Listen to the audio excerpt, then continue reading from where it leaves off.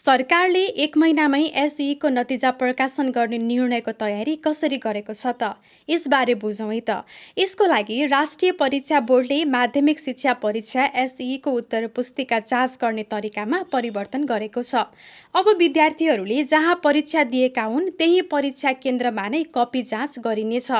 त्यो पनि परीक्षा सकिएको 3 दिनभित्रै देशभरका केन्द्रमै उत्तर पुस्तिका जाँच सुरु गरिनेछ।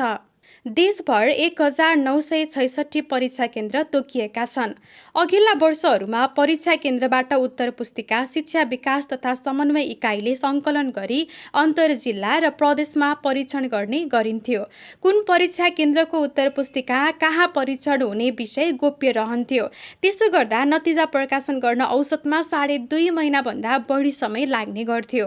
तर अहिले शिक्षा मन्त्री सस्मित पोखरेलले नतिजा 1 महिनाभित्र सार्वजनिक गर्न निर्देशन दिएपछि छिटो नतिजा निकाल्नको लागि यो व्यवस्था लागू गर्न लागि छ।